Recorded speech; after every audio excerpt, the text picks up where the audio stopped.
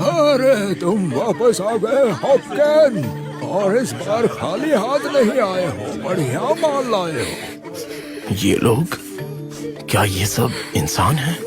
ये लोग तो तंदुरुस्त भी लग रहे हैं। हमने जिन औरतों को पकड़ा था वो तो चल बसी, तो ये हमारे लिए जैकपॉट है। गॉब्लिन के जिन बहुत ही कमाल के होते हैं। अगर उन्होंने दूसरी प्रजाति के साथ रिलेशंस बनाए, फिर भी ये संभावना ज्यादा है कि वो बच्चा भी गॉब्लिन ही होगा। मैं समझता हूँ कि दुनिया में और बच्चे पैदा करने चाहिए, लेकिन अब इस बात से तुम सहमत हो या नहीं, वो अलग बात है।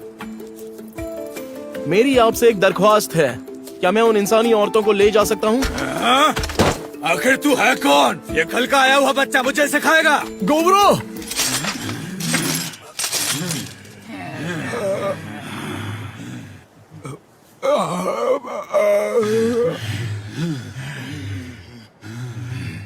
बस कीजिए, अपने हथियार डाल दीजिए और मेरी बात सुनिए। अपने इन पर्सनल मामलों में आप हमें ना ही घसीटे तो अच्छा है।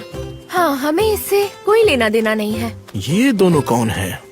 ये हॉप्सतो और हॉप्से, ये दोनों मेज हैं। हमारे और आपके जनरेशन के लीडर्स के बीच एक मुकाबला होगा, और दोनों में से जो भी जीतेगा वो इस कम्युनिटी का लीडर बनेगा।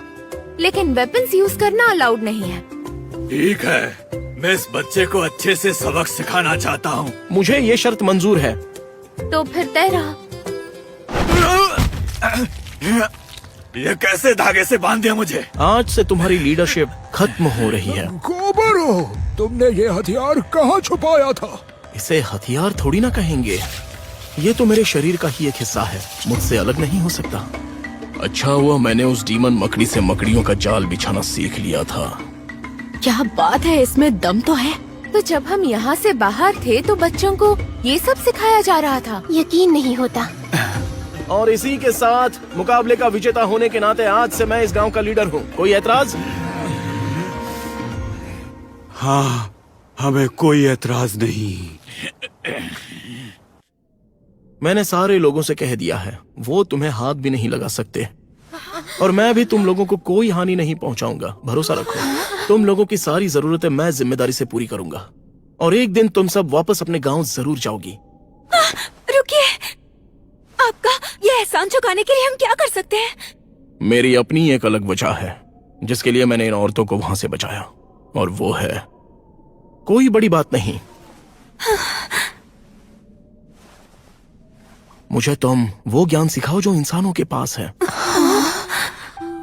ये औरतें एक शिकारियों की टोली का हिस्सा थीं, और बीच रास्ते खोजने वालों की टोली ने इन लोगों पर हमला कर दिया था, और उन लोगों ने सभी आदमियों को बेरहमी से मार दिया, और टोली में से सिर्फ ये 5 औरतें बची थीं।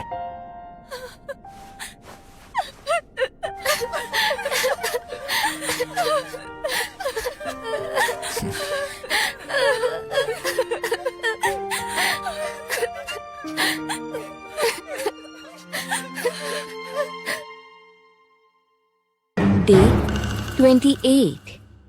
गुड मॉर्निंग, कैसे हैं आप? ओह, इनकी हालत तो पहले से बहुत बेहतर लग रही है। मुझे लगता है कि इन औरतों को समझ में आ गया है कि अब आगे बढ़ने का यही एक तरीका है। इनके लिए बने हुए खाने के लिए सब्जियां और पतीले वगैरह लूटी हुई चीजों में से इस्तेमाल किए।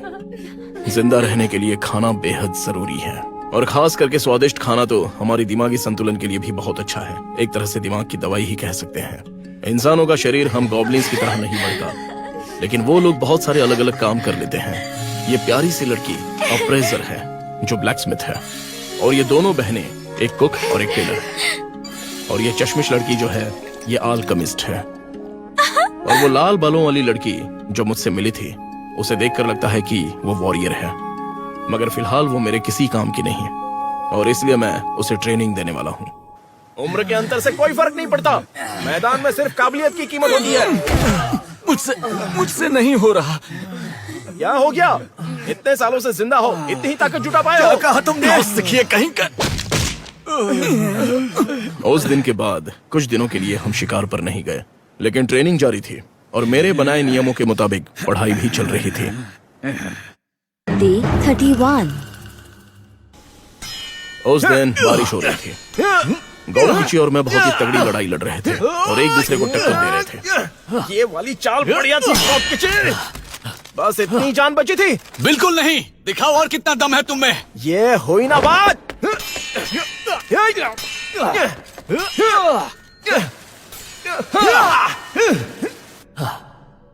और उस रात वही हुआ जो होने वाला था। क्या ये करना ठीक रहेगा? पांचों की पांचों बहुत सही हैं, लेकिन उनमें से कोई भी हमारा कुछ नहीं बिगाड़ सकती हूँ। देखो तो सब कितने आराम से सो रहे हैं। तुम लोगों को भी सो जाना चाहिए था ना।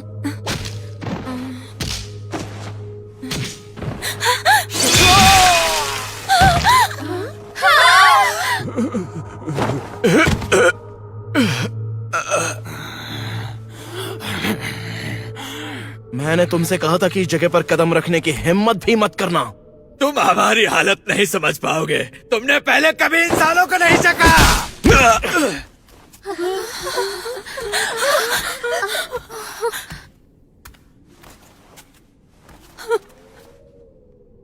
मुझे माफ करना, मैंने तुम्हें डरा दिया।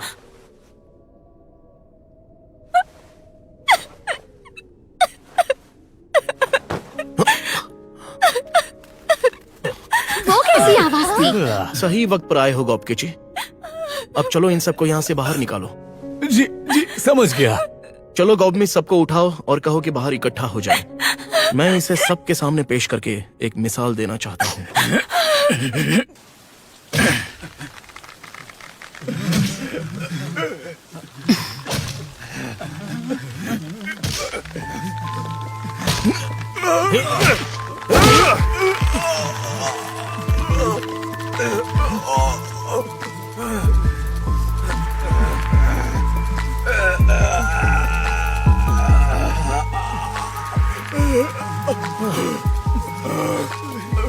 आप सभी को गांव के नियमों के बारे में पता तो चल गया होगा ना? ठीक है, अभी आप जा सकते हैं। जिंदगी और मौत के बीच झूलता हुआ हॉपकिन, जिसे मैंने सबके सामने जलील करके ये कड़ी सजा दी थी, उसने आज सुबह ही दम तोड़ दिया। डे 32। इतने मजबूत स्केल।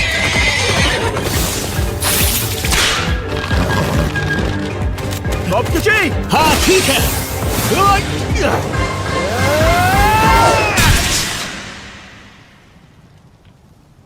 ये 3 सींगों वाला घोड़ा सच में बहुत ही ताकतवर होता है, लेकिन उसके बदले Scaled drive, scaled horses cry, quick healing, cake proficiency up, pierce proficiency up, triple thrust.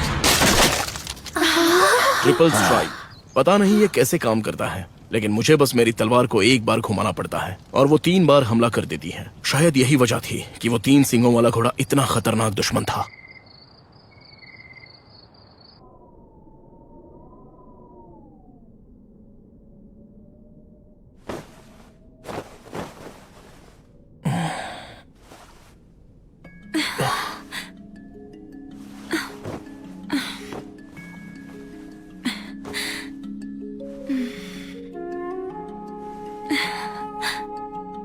लगता है कल रात जो हुआ उसके बाद ये डर गई है। मैं इससे कुछ नहीं कह पाया, बस चुपचाप आंखें बंद करके सो गया।